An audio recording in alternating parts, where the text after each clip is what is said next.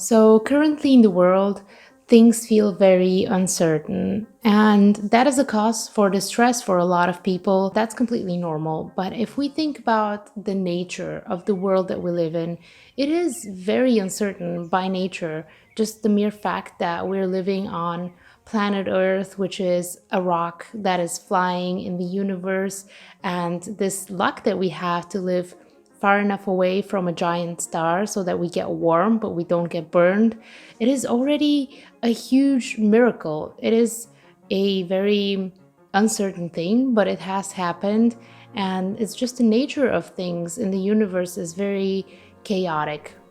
But we're humans, we have to get on with our day-to-day life, so we need some kind of simplicity. We need some kind of simplification for this chaos. And so we create a sense of normal for ourselves. But I think we often forget the underlying chaos underneath this normal. And the problem really arises when we take for granted what we perceive as normal. And to explain what I mean by taking things for granted, it literally means we expect that this thing is available by default. And I talked about expectations in my recent video. It is very important to remember that expectations are really disappointment in disguise. So if we start to expect that our normality is how things are going to be, we are going to be very sad and disappointed when inevitably this underlying chaos comes into play and something in our life changes. For example, we are going about our lives, but suddenly there is a global pandemic and everybody has to stay home. It is just something that could happen from the myriad of things that could happen. So we are, of course, sad, we are disappointed, but we should not forget that what we have, our normality, is actually extremely exceptional. So I think a shift in perspective would really help us to cope with such situations much better and also not act from a place of expectation, but from a much more positive place. And I think we can do this in 3 steps.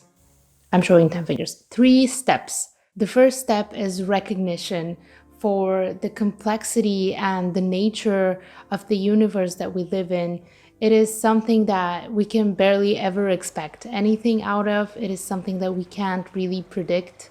So if we can just recognize that, that will help us to move on and shift our perspective. The second step is acceptance. Now that we have recognized the complexity of the universe and of our life, we should start to see things as they are. Not everything is possible. Many things are. Some bad things happen, some good things happen. If we can just accept things as they are, we can really act out of much more rational places. And then come to the third step, which is finding gratitude. As I said, many bad things can happen, many good things can happen, and there is an underlying chaos to everything. So to find gratitude really means to take those good things that are happening to you and hold on to them, really think about them, be thankful for them, and recognize that these are very, very special occurrences. And when we have achieved a place of gratitude, we can really find something special, and that is abundance. Abundance is the feeling that we have when we focus our attention on all of the good things that are happening to us, and suddenly our life feels just infinitely more rich. So, what does gratitude mean for me? What does it mean to be grateful? The first thing that it means for me is that I can enjoy the present moment and I don't need to seek some kind of goal in the future to enjoy. And I also don't need to glorify the past or blame myself in the past, which is equally as bad, to get any kind of enjoyment. I'm just grateful for things as they are now. Whatever has happened in the past is giving me what I have now, and whatever will happen in the future is for my future self to appreciate and to live. But right now, I am just very happy with what I have.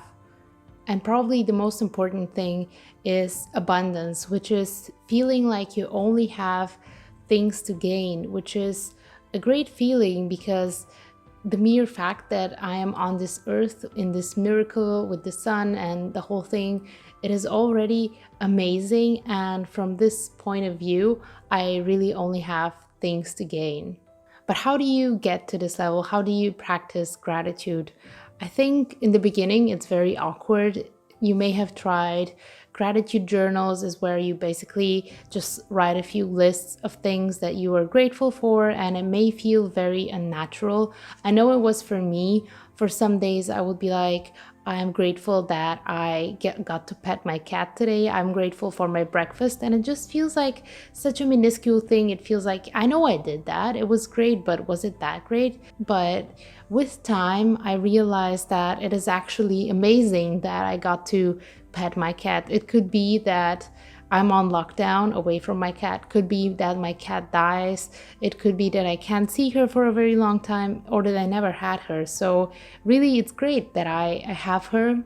And in the beginning, it just feels very weird, but this is because you are stuck in this normality of yours and the things that you know, the way that you simplify chaos.